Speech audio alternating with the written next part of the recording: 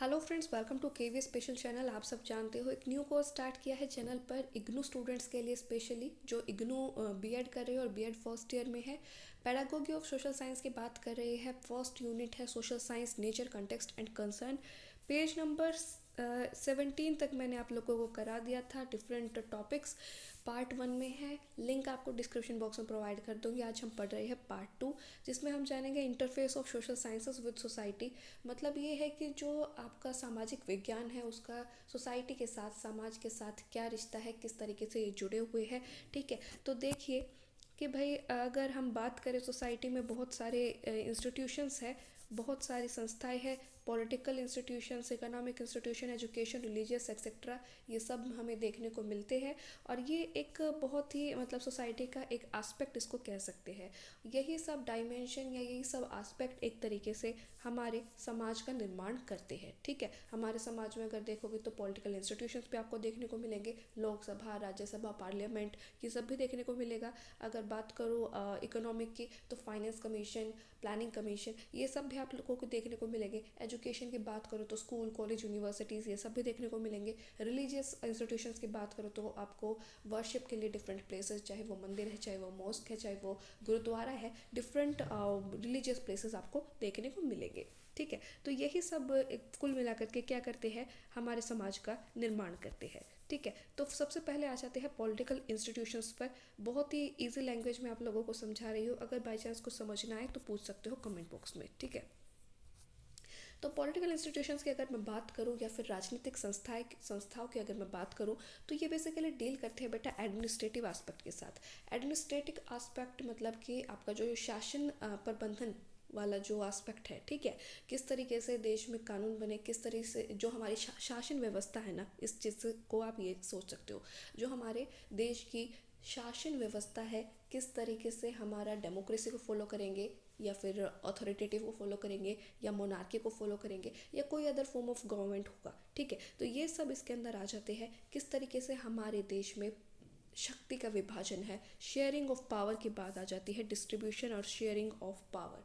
अब जैसे हमारे अगर कंट्री की बात करें तो हमारा जो कंट्री में है ना, आपको पता है फेडरलिज्म को हम फॉलो करते हैं। जो हमारी डिवीज़न ऑफ पावर है, ठीक है, डिवीज़न ऑफ पावर है, वो केंद्र सरकार के हाथ में भी है, वो स्टेट गवर्नमेंट के हाथ में भी है। ठीक है, division between union government and state government, तो हम फेडरलिज्म को फॉलो करते हैं। अगर देखें तो ज़्यादा शक्ति किसके पास है, यूनियन गवर्नमेंट के पास है या केंद्र सरकार के पास है as compare to state governments. अगर देखें तो फिर प्राइम मिनिस्टर के पास ज़्यादा शक्तियाँ हैं प्रेसिडेंट की तुलना में। देखें तो यही बात हो रही है डिस्ट्रीब्यूशन ऑफ पावर शेयरिंग की। ठीक है, ये political institutions deal with this.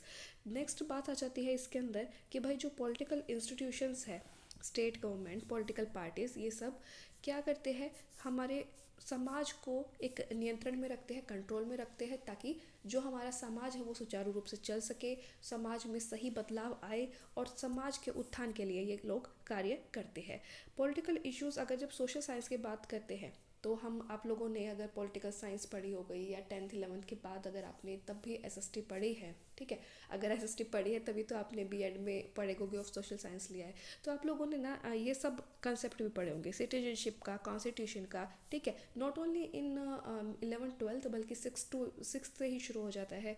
6 to 10th की अगर बात करूँ तो आप पॉलिटिकल पार्टीज़ की, स्टेट गवर्नमेंट की थोड़ा थोड़ा सा आना शुरू हो जाता है, कॉन्स्टिट्यूशन के बारे में, इलेक्शन के बारे में, ब्यूरोक्रेसी, पब्लिक ओपिनियन, तो ये सब आ जाता है। और ये एक बहुत ही बड़ा रोल प्ले करता है सोशल वेलफेयर एंड डेवलपमेंट के अंदर। ठीक है, तो यही डिफरेंट डायमेंशंस है जो कि एक बहुत ही बड़ा रोल प्ले करते हैं सामाजिक विज्ञान में, सब्जेक्ट में। ठीक, नेक्स्ट आ जाता है बेटा कौन सा इंस्टीट्यूशन, इकोनॉमिक इंस्टीट्यूशन या फिर आर्थिक संस्थाएं जो हमारी होती है। तो आर्थिक संस्थाएं है तो भाई किसके साथ, मनी के साथ ज़्यादा डील करेगी। ठीक है, आर्थिक जो हम जैसे इकोनॉमिक्स को हम हिंदी में क्या कहते हैं, अर्थशास्त्र, पैसों का लेन देन, वही है ना, तो मनी रिलेटेड मैटर्स आ जाएंगे, फाइनेंस रिलेटेड मैटर्स इसके अंदर आ जाएंगे।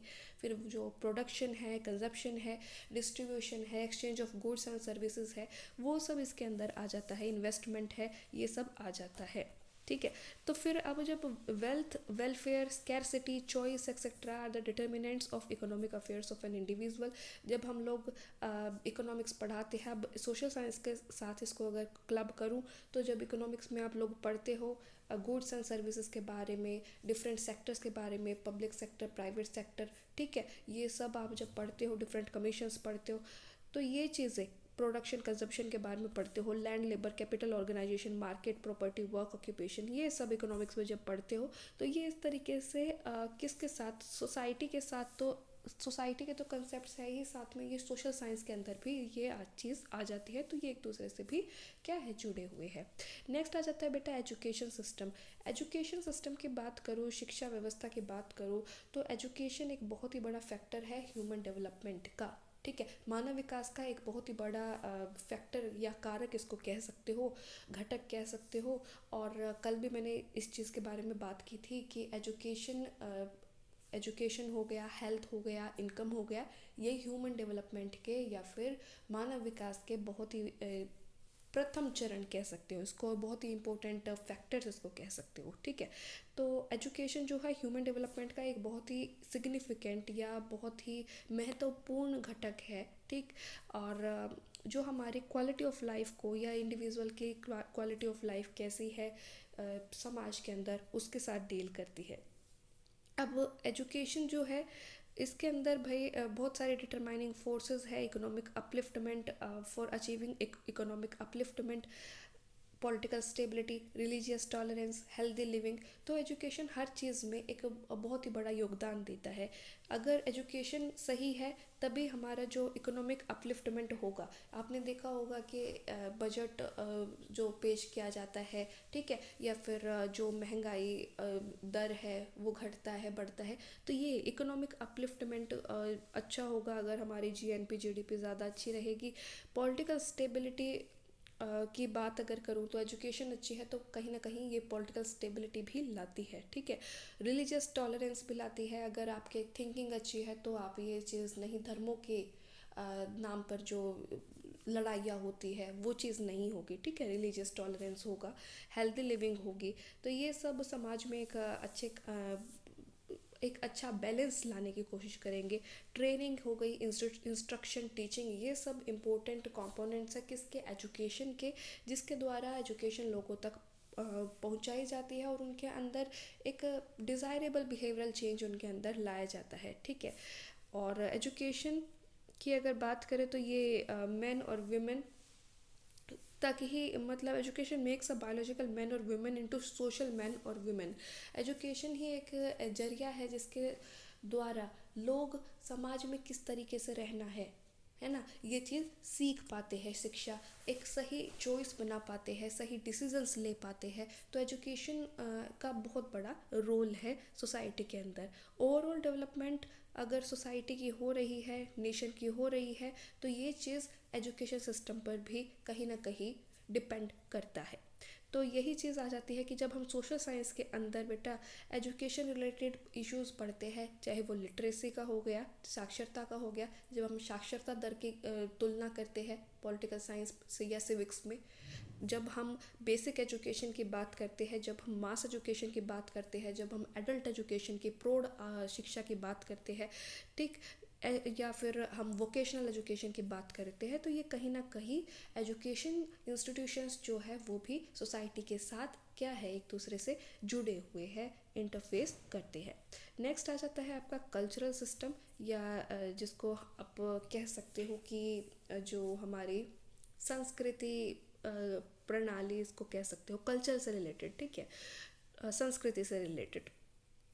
तो कल्चर भी बहुत ही बड़ा योगदान रखता है। जो कल्चर है हमारा, it is a system of behaviour which is shared by the members of society, ठीक है। ये जो सिस्टम है, जो हमारे जो सोसाइटी में मेंबर्स है उनके द्वारा जो शेयर किया जाता है, हमारा जो बिहेवियर है वो सब इसके अंदर आ जाता है। कल्चर जो है एक यूनिक पोजीशन है ह्यूमन बीइंग का, और position makes human being separate from other animals. अब कल्चर के अंदर अगर बात करें तो आर्ट की, मोरल की, law, custom, tradition, value, modes of life, ethics, ये सब इसके अंदर आ जाते हैं, ठीक है।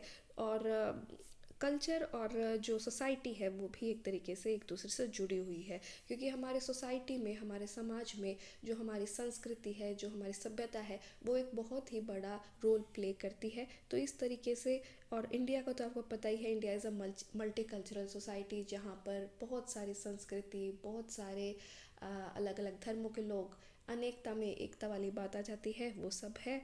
तो knowledge and respect of diverse cultures, जो हम दूसरों की कल्चर के बारे में हम नॉलेज हमें मिलती है, उनकी हम एक दूसरे के कल्चर की रिस्पेक्ट करते हैं, ठीक है।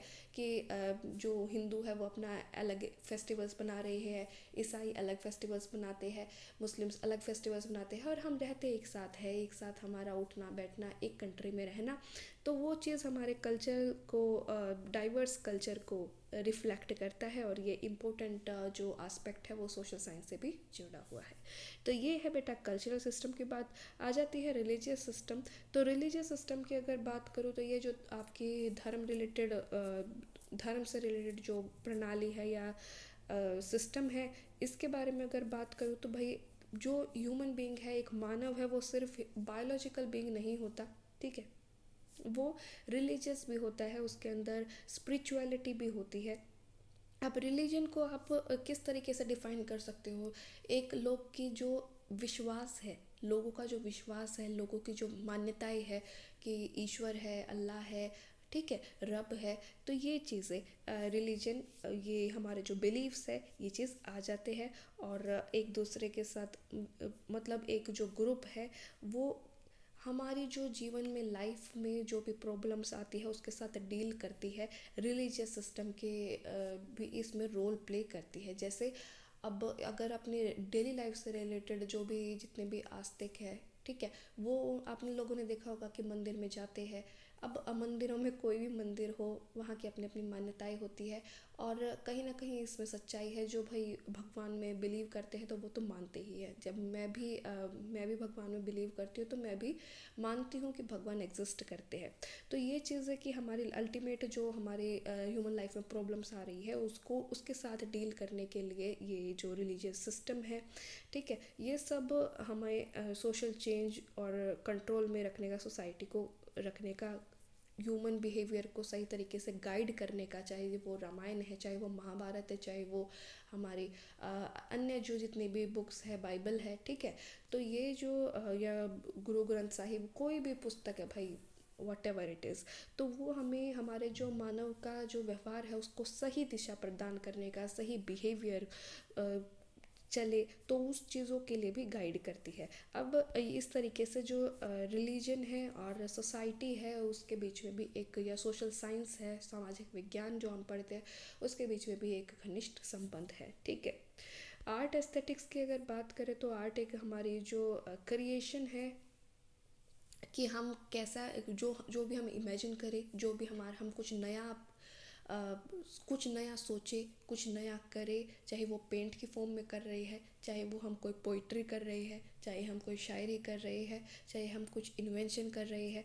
तो वो चीज़ें सब किस में आ जाती है? हम जब अपने आइडियाज़ की, फीलिंग्स की हम जब एक्सप्रेस करते हैं किसी फॉर्म में, चाहे फिर वो हमने कुछ एक आकृति बना दी, चाहे फिर वो हमने कोई फ़ोटो बना दी, चाहे कोई पेंटिंग कर दी, चाहे कोई गीत गा दिया, चाहे हमने कुछ भी अपने एक्सप्रेशंस और आइडियाज़ को, अपनी इमेजिनेशन को और क्रिएटिविटी की मदद से हम जब क्रिएट करें तो उसको हम कहते हैं कला, ठीक है। एस्थेटिक्स, एस्थेटिक्स का ये जो आप सुनते हो ना, एस्थेटिक्स बेटा, ये फिलोसफी की या दर्शन शास्त्र की एक ब्रांच है, जो beauty of art and artistic taste के साथ डील करती है। अब इसके अंदर ये जो मैंने बताया, poetry, sculpture, music, drama, painting, ये सब इम्पोर्टेंट एस्पेक्ट है आर्ट और एस्थेटिक का, और ये सिग्निफिकेंट एस्पेक्ट है सोसाइटी का। समाज में ये सब होता है ना। समाज के अंदर जो ये हमारी जो क्रिएटिविटी है, यही फलती फूलती है। तो और हमारी जो आर्ट और एस्थेटिक है, इससे हमारे सोसाइटी का या हमारे देश के कल्चर का भी पता चलता है। जो हमारे मोन्यूमेंट्स है, चाहे वो हमारे मंदिर है, इतनी भव्य इमारतें हैं, चाहे वो अजंता एलोरा की गुफाएं है, तो उससे हमारे समाज में या हमारी जो क्या सभ्यता रही उसके बारे में हमें ये बताता है। तो इस तरीके से आर्ट जो है वो भी सोशल साइंस से या सामाजिक विज्ञान से जुड़ा हुआ है।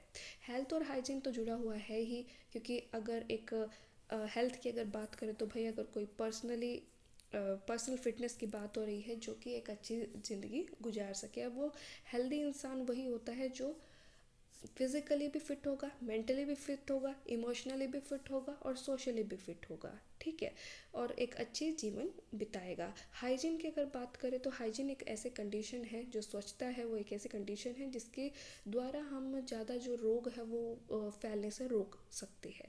तो हाइजीन भी इम्पोर्टेंट है, सेफ़ और हेल्दी एनवायरनमेंट होना चाहिए। और अगर हम अपना लाइफ एक सुचारू रूप से चले, एक अच्छे तरीके से चले, सोसाइटी में हम अपना पूरा योगदान दें, ठीक है, पार्टिसिपेट करें, तो उसके लिए हमें हेल्दी रहना भी ज़रूरी है, अदरवाइज़ वो हमें अफेक्ट करता है। तो इसी तरीके से अगर बात करो तो पर्सनल लेवल पर, फैमिली लेवल पर, कम्युनिटी लेवल पर हेल्थ और हाइजीन का इसका बहुत बड़ा योगदान है। तो इस तरीके से हेल्थ और हाइजीन जो है वो भी बेटा किससे, सोशल साइंस से जुड़ा हुआ है।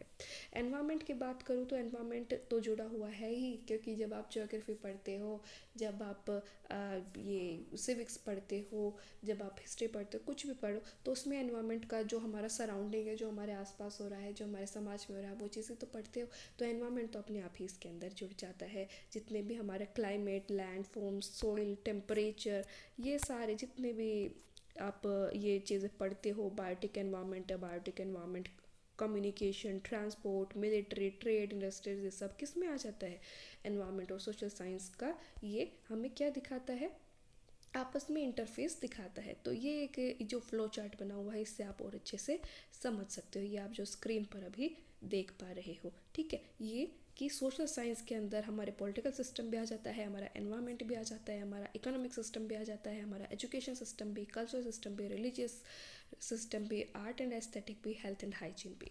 तो ये हमारे interface of social sciences with different systems of society को रिप्रेजेंट कर रहा है। सो नेक्स्ट टॉपिक आ जाता है हमारा approaches to teaching social sciences. Different जो उपागम है, अप्रोचेस है सामाजिक विज्ञान को पढ़ाने की, वो कौन कौन सी है, ठीक है। तो बहुत सारी अप्रोचेस है, और जिसको हम बच्चों की शिक्षा कराने के लिए या टीच करने के लिए सोशल साइंस वो फॉलो की जा सकती है। सबसे पहले ज़रूरत क्या है कि हमें ना शिफ्ट करने की ज़रूरत है subject centric approach to learner centric. इसका मतलब क्या हुआ कि हम जो फॉलो करते हैं कि भाई जो किताब है उसी का पढ़ा दिया, उससे हमें चाइल्ड सेंटर्ड अप्रोच की तरफ मूव ऑन करना है। क्या करना है, चाइल्ड सेंटर्ड अप्रोच को फॉलो करना है।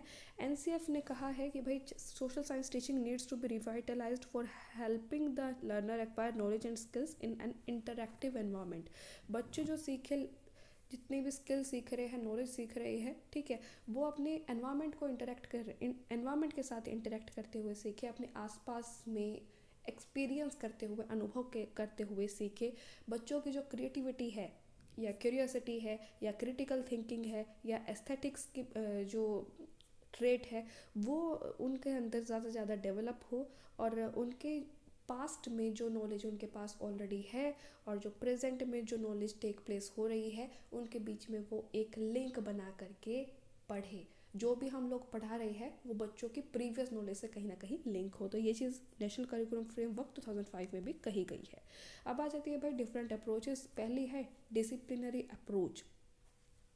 तो ये जो डिसिप्लिनरी अप्रोच है, इसका मतलब क्या है, डिसिप्लिनरी अप्रोच में बेसिकली बेटा क्या है कि डोमिनेंट अप्रोच है ये, डोमिनेंट रही 20वीं शताब्दी तक हमने डिसिप्लिनरी अप्रोच ही फॉलो की है।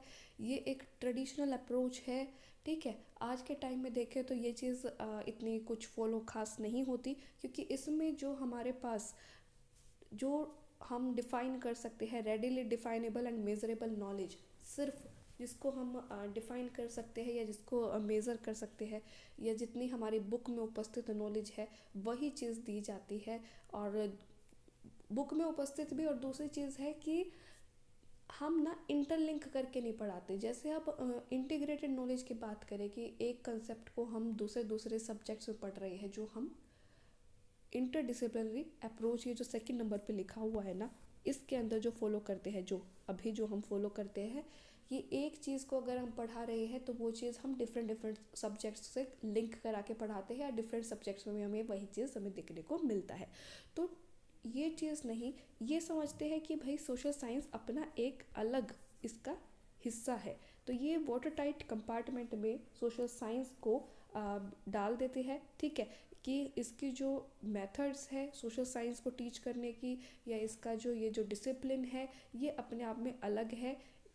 चाहे फिर वो लैंग्वेज का है, चाहे वो मैथ्स है, चाहे वो साइंस है, उन सब से ये अलग है। तो इसके अपने अलग मेथड फॉलो होने चाहिए, इसको टीच करने का एक अलग तरीका होना चाहिए, इसको उसके बीच में दो सब्जेक्ट्स के बीच में नहीं घुसाना चाहिए, इसको एक सेपरेट फॉर्म में पढ़ाना चाहिए। तो ये है बेटा डिसिप्लिनरी अप्रोच, ठीक है। तो ये इसमें दिया भी हुआ है कि social science have independent existence. ये मानते हैं कि सोशल साइंस का अपनी एक अलग पहचान है, एक स्वतंत्र स्वतंत्रता है, या कह सकते हो कि इसको हम दूसरे सब्जेक्ट्स के साथ कोरिलेट नहीं कर सकते, ये क्योंकि दूसरे सब्जेक्ट से अलग है, चाहे वो जनरल साइंस है, मैथ्स है, लैंग्वेज है, ठीक है। और इनके मेथड्स ऑफ इंक्वायरी भी ऑल्सो अलग है। कंटेंट ऑफ सब थीम्स की अगर बात करें तो वो भी दूसरे डिसिप्लिन से अलग होती है। सोशल साइंस दूसरे डिसिप्लिन से, दूसरे सब्जेक्ट से अलग है, इनके ऑब्जेक्टिव, कंटेंट, मेथड, इवेल्युएशन, ये सब अलग है। ये चीज़ मैंने बता दी है। तो ये वाले जो सोशल साइंस या डिसिप्लिनरी अप्रोच है, ये एक वाटर टाइट कंपार्टमेंट फॉर्म में बच्चों को नॉलेज प्रोवाइड करती है। हार्डली कहीं आपको इंटीग्रेशन देखने को मिलेगा, अदरवाइज इंटीग्रेशन देखने को बिल्कुल नहीं मिलता है। तो ये एक पिक्चर है जो डिपिक्ट करता है disciplinary nature of social sciences, और जिसमें सोशल साइंस का एक अलग हिस्सा है इंडिपेंडेंट, ठीक है। सोशल साइंस का एक अपना एक हिस्सा है, और मैथ्स अपना अलग जगह पे है, साइंस अलग जगह पे है, लैंग्वेज अलग जगह पे है, और इसमें मुश्किल से ही कोई लिंकेज देखने को मिलता है। अदरवाइज ये अपना सेपरेट सेपरेट पढ़ाने में क्या रखते हैं, विश्वास रखते हैं, ठीक है। और ये एक ट्रेडिशनल अप्रोच है। अब जो पढ़ाते हैं इंटरडिसिप्लिनरी अप्रोच को ज़्यादा फॉलो किया जाता है। इंटरडिसिप्लिनरी अप्रोच का अगर कहे तो ये भाई ट्रेडिशनल अप्रोच की जस्ट बिल्कुल उल्टी लगा सकते हो, ठीक है। कि ये ट्रेडिशनल अप्रोच की तरह नहीं है, ये नॉलेज को इंटीग्रेट करके पढ़ाती है, इंटीग्रेट करके पढ़ाती है, कोरिलेट करा के पढ़ाती है डिफरेंट डिसिप्लिन्स की, ठीक है। सिंथेसिस का प्रोसेस फॉलो करती है कि जो नॉलेज है उसको सिंथेसिस करना चाहिए, एक दूसरे के साथ जोड़ करके पढ़ाना चाहिए। कोई एक बाउंड्री नहीं है कि इसके आगे हमें जा ही नहीं सकते, दूसरे दूसरे लैंग्वेज के साथ भी जोड़ करके हम एक कंसेप्ट को पढ़ा सकते हैं। ये ज़्यादा चाइल्ड सेंटर्ड होती है, ठीक है। अब हम कोई अगर कंसेप्ट पढ़ा रहे हैं, अगर हम कोई कंसेप्ट पढ़ा रहे हैं, जैसे ये आप एग्जाम्पल देख पा रहे होगे अपने सामने, ठीक। ये एक चार्ट है जो दिखा रहा है कि अगर हम मनी का कंसेप्ट पढ़ा रहे हैं तो वो लैंग्वेज से भी जुड़ता है, ठीक है। अगर हम बोल दें कि भाई मनी के ऊपर या जो इन्फ्लेशन है, महंगाई दर बढ़ रही है, या इस तरीके से कोई आप ऐसे लिख के दिखाइए, तो वो लैंग्वेज का वो बन जाता है, ठीक है। तो वो इंग्लिश हिंदी के अंदर आ जाता है। अगर हम कह रहे हैं कि मनी के ऊपर आप कोई गाना गाइए, जैसे कोई भी गाना हो गया, पैसा पैसा करती है, पैसे पे क्यों मरती है, तो ये चीज़ भी एक तरीके से आर्ट के फॉर्म में आ जाता है, ठीक है। फिलोसफी भी से भी जुड़ा हुआ है, फिर लॉ से भी जुड़ा हुआ है, कॉमर्स से भी जुड़ा हुआ है। मैथ्स की प्रॉब्लम जो मनी, ₹50 के इतने फ्रूट्स खरीदे, ₹100 के इतने फ्रूट्स खरीदे, टोटल कितने के फ्रूट्स खरीदे, ये सब हम मनी का जो चीज़ आ जाती है मैथ्स में भी आती है, ठीक है। तो एक दूसरे से ये क्या है, जुड़े हुए हैं, ठीक है। तो ये है इंटरडिसिप्लिनरी अप्रोच। नेक्स्ट आ जाती है मल्टी डिसिप्लिनरी अप्रोच।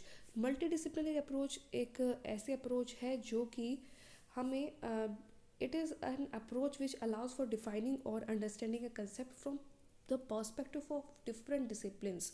अलग अलग डिफरेंट जो डिसिप्लिन्स हैं उनके पर्सपेक्टिव में समझने, कोई भी कंसेप्ट जो हम समझाएं तो वो हो जाती है मल्टी डिसिप्लिनरी अप्रोच। इसके अंदर अपने अपने अलग अलग डिसिप्लिन्स के व्यू पॉइंट्स आ जाते हैं, ठीक है।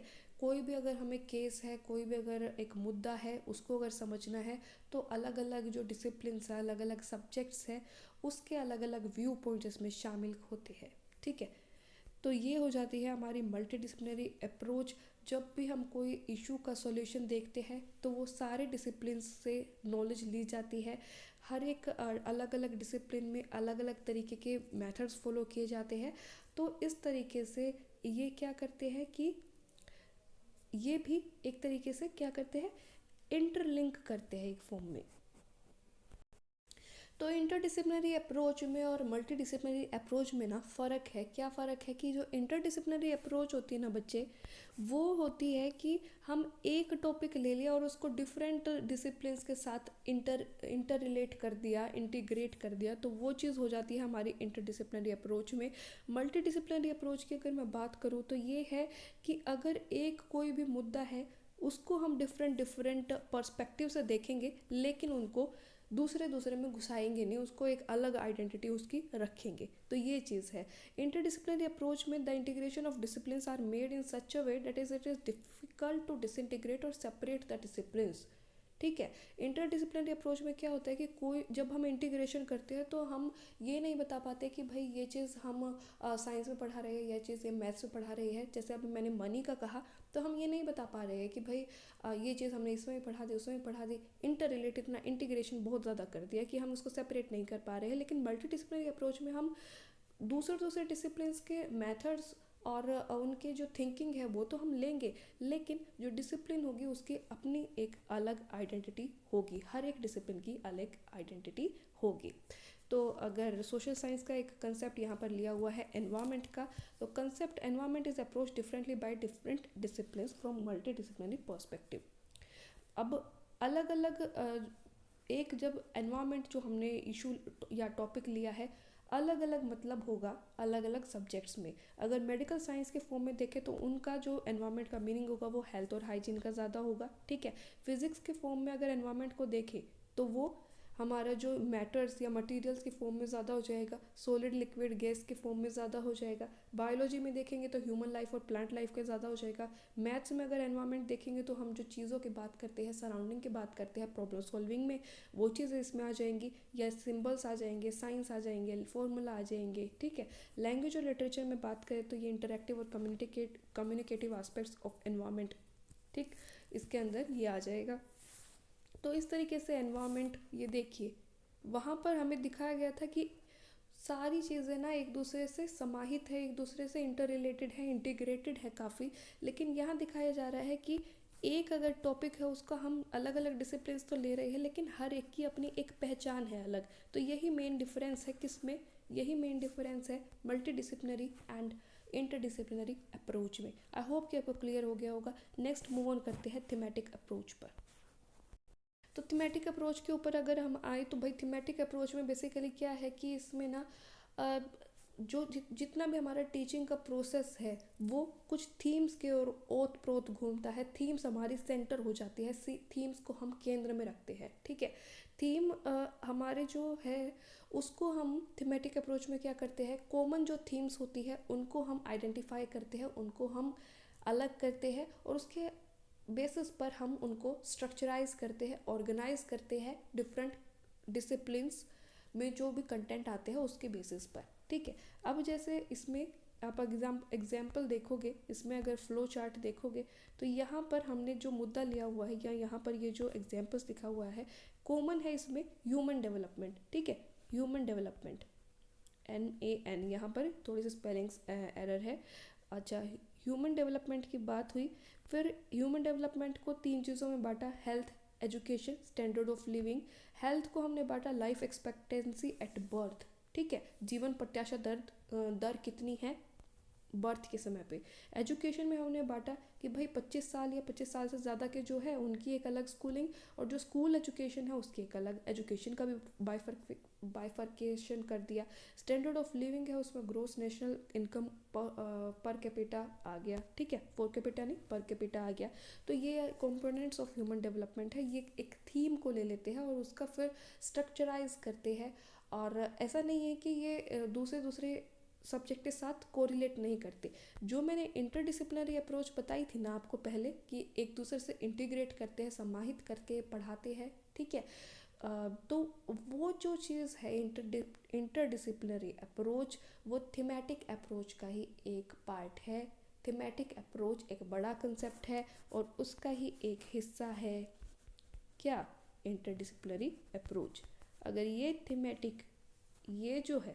थीमेटिक अप्रोच है तो इसी के अंदर समाहित है हमारी इंटरडिसिप्लिनरी अप्रोच, ठीक है, जो इंटीग्रेशन वाला अभी थोड़ी देर पहले बताया है। आ जाता है next inductive and deductive approach. Inductive approach में क्या होगा भाई, हम जो थ्योरी का या फॉर्मूला का निर्माण करेंगे वो होगा भाई एग्जाम्पल से पर्टिकुलर की तरफ जाएंगे, ठीक है, फ्रॉम एग्जाम्पल्स टू रूल जाएंगे, ठीक। और अगर नेक्स्ट आ जाएंगे, थ्योरी का निर्माण होगा एग्जाम्पल्स से, पहले एग्जाम्पल्स देन रूल की तरफ मूव ऑन करेंगे, पर्टिकुलर टू जनरल प्रिंसिपल की ओर जाएंगे। डिडक्टिव में क्या हो जाएगा, डिडक्टिव में हम जो हमारा पहले हम फॉर्मूला बता देंगे, उसके बाद हम बात करेंगे किसकी, पहले हम जनरल प्रिंसिपल की बता देंगे, फिर हम पर्टिकुलर पे जाएंगे, ठीक है। तो इसमें जस्ट अपोजिट हो जाता है एक दूसरे के, लेकिन इनको ना हम अपोजिट नहीं कह सकते, ये एक दूसरे के पूरक है और एक ही सिक्के के दो पहलू है। इंडक्टिव अप्रोच और डिडक्टिव अप्रोच एक दूसरे के बिना अधूरी है, ठीक है। एक दूसरे के बिना इनका जो एग्जिस्टेंस है वो कहीं ना कहीं डामल डोल है, या कह सकते हो प्रॉपर नहीं हो सकती। इंडक्टिव अप्रोच हम थ्योरी निर्माण करनी है, कोई भी सिद्धांत का विकास करना है तो उसके लिए हमें इंडक्टिव अप्रोच की ज़रूरत है। और डिडक्टिव अप्रोच की ज़रूरत है कि हम उस सिद्धांत के बेसिस पे, उस फॉर्मूला के बेसिस पर डिफरेंट प्रॉब्लम सोल्व कर सके।